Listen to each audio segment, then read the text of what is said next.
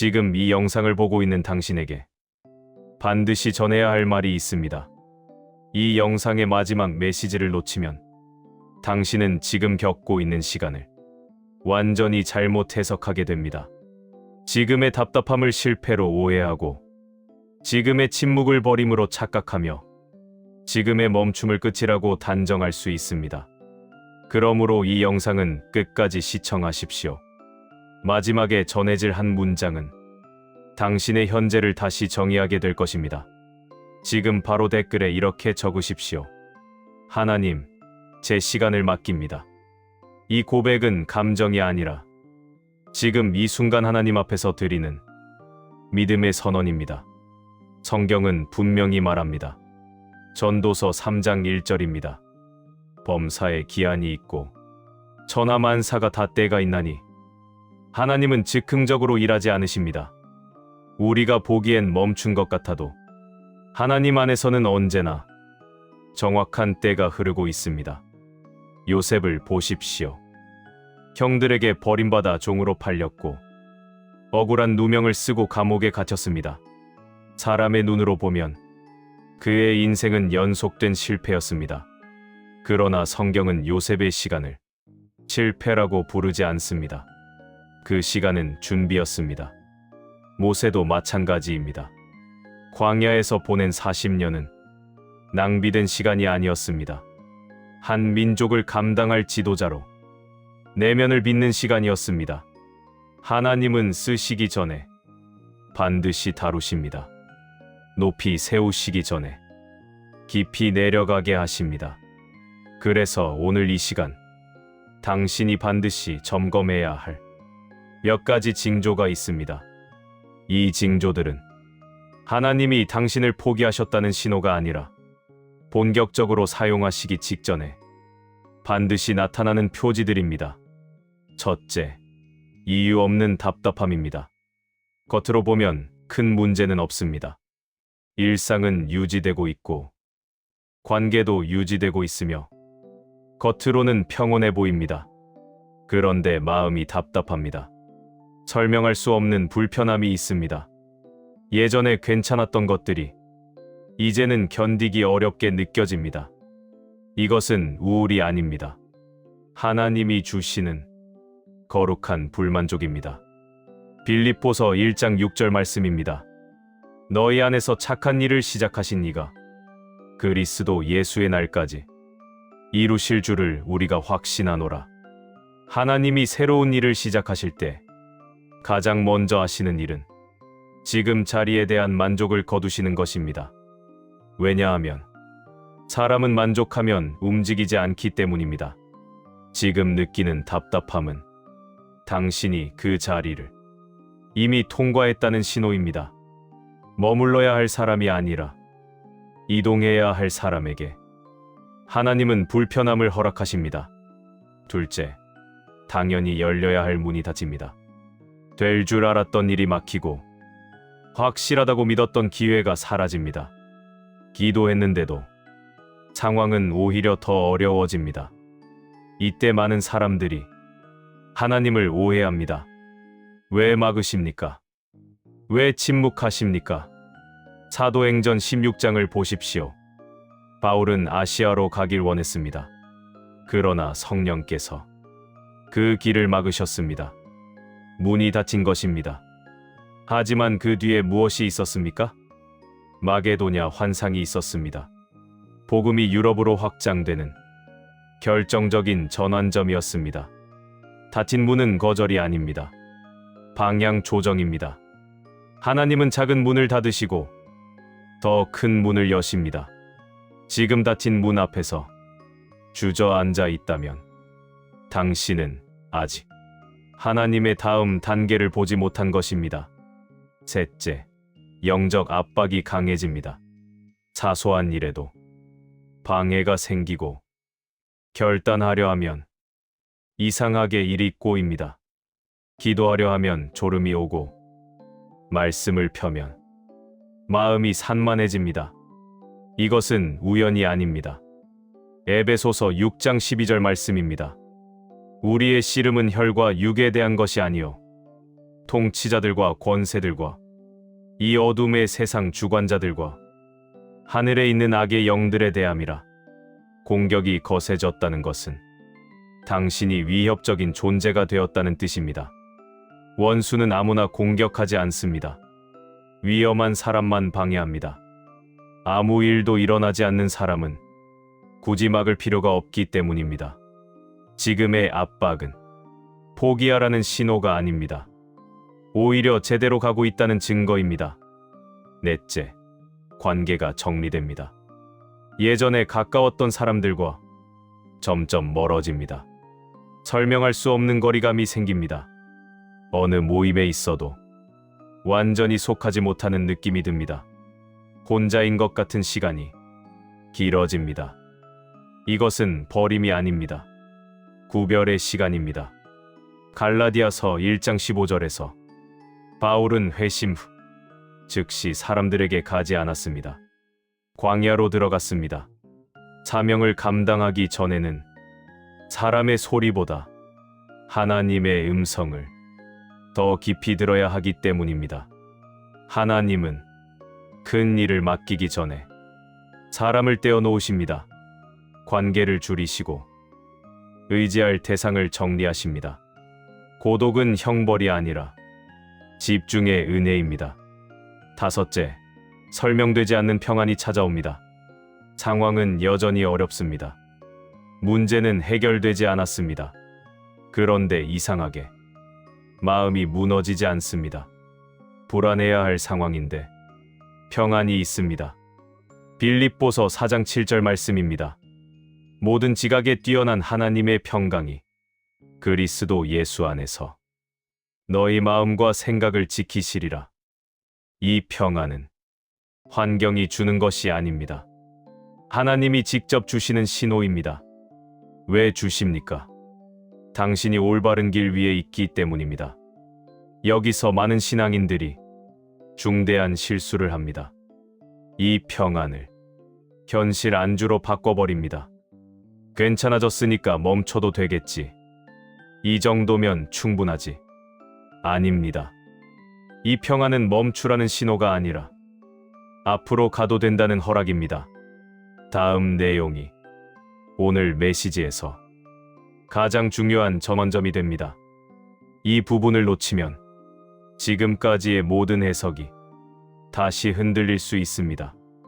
그러므로 지금도 이 영상을 계속 붙잡고 계십시오. 당신의 시간은 끝나지 않았습니다. 지금은 본격적인 시작 직전입니다. 여섯째, 오래 멈춘 것 같던 시간이 어느 순간부터 갑자기 움직이기 시작합니다. 한동안 아무 변화도 없었던 영역에서 작은 신호들이 나타납니다. 연락이 오고 기회가 생기고 사람의 마음이 열리기 시작합니다. 하박국 2장 3절 말씀입니다. 이 묵시는 정한 때가 있나니 그 종말이 속히 이르겠고 결코 거짓되지 아니하리라. 비록 더딜지라도 기다리라. 지체되지 않고 반드시 응하리라. 하나님의 일은 항상 지연 후가속의 형태로 나타납니다. 기다림은 길었지만 움직임은 갑작스럽습니다. 요셉이 감옥에서 나온 날은 하루였습니다. 다윗이 왕으로 선포된 순간도 한순간이었습니다. 지금까지 멈춘 것처럼 보였다고 해서 앞으로도 그럴 것이라고 판단하지 마십시오. 하나님은 한번 움직이실 때 빠르게 움직이십니다. 일곱째, 설명되지 않는 책임이 당신에게 다가옵니다. 사람들이 이유 없이 당신을 찾기 시작합니다. 조언을 구하고 기도를 부탁하고 마음을 털어놓습니다. 부담스럽게 느껴질 수도 있습니다. 왜 나일까? 내가 감당할 수 있을까?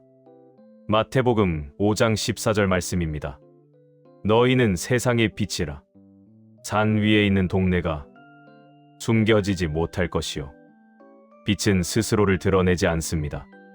그러나 감출 수도 없습니다. 사람들이 당신에게 오는 이유는 당신 안에 있는 능력 때문이 아니라 당신 안에 거하시는 하나님의 임재 때문입니다. 이 책임을 회피하지 마십시오. 이미 당신은 누군가의 길 위에 서 있습니다. 여기서 다시 중요한 경고를 드려야 합니다. 이 단계에서 가장 위험한 선택은 다시 예전으로 돌아가려는 것입니다. 익숙함으로 돌아가고 안전한 자리로 숨어버리고 불편함을 피하려는 선택입니다. 누가복음 9장 62절 말씀입니다. 손에 쟁기를 잡고 뒤를 돌아보는 자는 하나님의 나라에 합당하지 아니하니라. 하나님은 뒤를 돌아보는 사람에게 새 길을 보여주지 않으십니다. 지금 당신이 느끼는 모든 신호는 앞으로 가라는 초청입니다. 과거로 돌아가라는 유혹은 결코 하나님의 음성이 아닙니다. 8째, 죽은 줄 알았던 꿈이 다시 마음에 떠오릅니다. 오래전에 포기했던 비전, 상처 때문에 묻어두었던 소명, 다시 생각하면 아픈 기억들. 그런데 이상하게 다시 떠오릅니다. 다시 해보고 싶다는 마음이 생깁니다. 에스겔 37장에 마른 뼈 골짜기를 기억하십시오. 완전히 말라있던 뼈들 위에 하나님의 말씀이 임했을 때 뼈들이 맞물리고 힘줄이 생기고 살이 오르고 마침내 생기가 들어갔습니다. 하나님은 죽은 것처럼 보이는 것에서도 군대를 일으키시는 분입니다. 다시 살아나는 열망을 무시하지 마십시오. 그것은 미련이 아니라 고출입니다. 9째, 기도에 대한 갈망이 깊어집니다. 억지로가 아니라 자연스럽게 하나님을 찾고 싶어집니다. 말씀을 열고 싶어지고 무릎을 꿇고 싶어집니다. 시편 42편 1절 말씀입니다. 하나님이여, 사슴이 시냇물을 찾기에 갈급함같이 내 영혼이 주를 찾기에 갈급하나이다. 갈급함은 채움 직전에 주어집니다. 배고픔은 먹기 전에 옵니다. 이 갈망은 하나님이 당신에게 더 많은 것을 맡기시려는 준비 신호입니다. 이제 지금까지의 모든 징조를 하나로 묶어 당신에게 분명히 말합니다. 당신은 버려진 사람이 아닙니다. 멈춘 사람이 아닙니다. 뒤처진 사람이 아닙니다. 당신은 준비되고 있는 사람입니다. 지금의 혼란은 실패가 아니라 전환 직전의 진동입니다. 지금의 침묵은 거절이 아니라 집중시키는 시간입니다. 이제 함께 기도하겠습니다. 이 기도는 설명이 아니라 선언입니다. 가능하다면 소리 내어 따라 하십시오. 하나님 아버지, 오늘 제 시간을 다시 맡깁니다. 제가 조급함으로 판단했던 순간들을 내려놓습니다. 지금까지 제 눈으로만 해석했던 모든 상황을 회개합니다. 주님, 지금의 멈춤이 끝이 아님을 믿습니다. 이 시간이 저를 버리신 증거가 아니라 저를 준비시키는 과정임을 신뢰합니다. 제 생각이 아니라 주의 시간표를 따르겠습니다. 제 판단이 아니라 주의 인도하심을 신뢰하겠습니다. 오늘 선포합니다.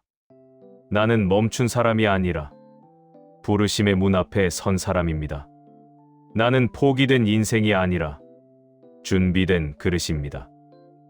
주님, 저를 사용하십시오. 제가 감당해야 할 자리로 저를 인도하십시오. 예수 그리스도의 이름으로 기도합니다. 아멘. 이제 마지막으로 분명하게 행동하십시오.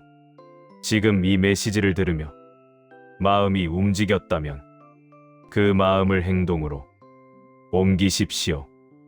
고정 댓글에 있는 참전 용사를 위한 서명에 참여하십시오. 이 서명은 정치가 아닙니다. 이념도 아닙니다. 이 서명은 우리는 기억합니다라는 신앙의 표현입니다.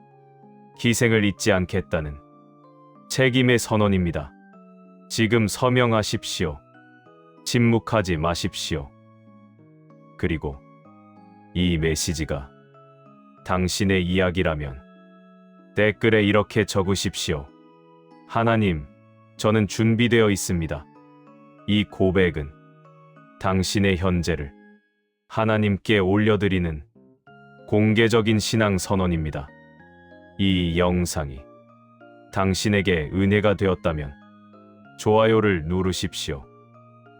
그것은 말씀에 대한 동의입니다. 이 메시지가 누군가에게 필요하다고 느껴진다면 지금 바로 공유하십시오. 그 행동 하나가 누군가의 방향을 바꿀 수 있습니다. 마지막으로 이 선언을 마음에 새기십시오. 지금의 기다림은 끝이 아니라 시작입니다.